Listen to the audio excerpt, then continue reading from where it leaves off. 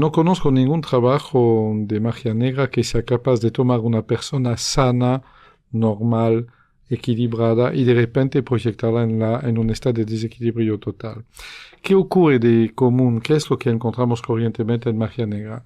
Una persona sólida empieza a tener ideas negativas. Bueno, esta persona puede ser infestada por espíritus negativos.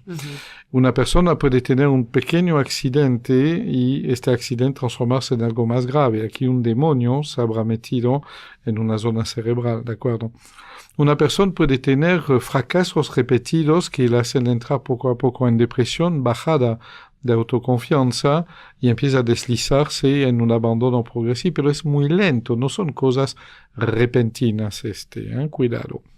Ahora sí, por el contrario, tenemos una persona que siempre estuvo al borde de un brote esquizofrénico, por ejemplo, o que en el cual toda la familia ha tenido antecedentes psiquiátricos bien conocidos.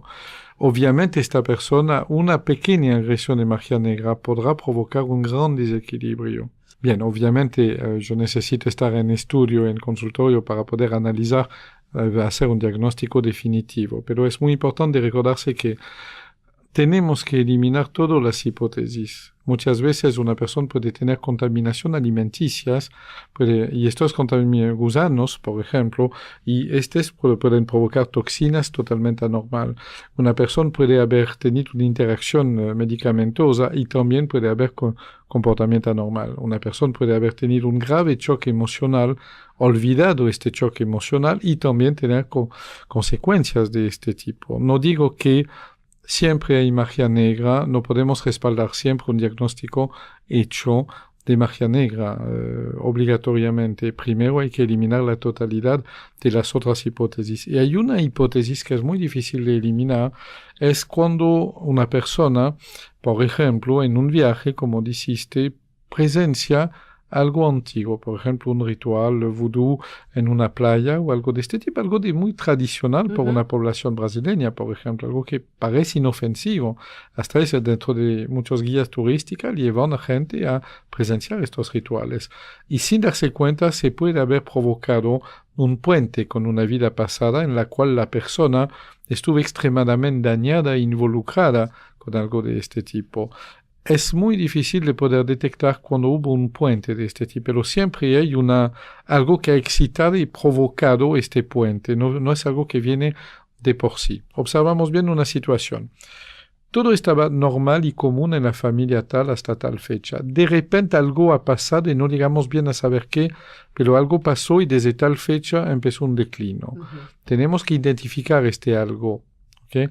Este algo, si se ha asociado a un daño reconocido, como empezábamos a hablar de desechos tirados contra la puerta, polvo, motas de aceite o francamente cosas oscuras tiradas adentro de un patio, por ejemplo, de una familia, ya tenemos una fecha de partida.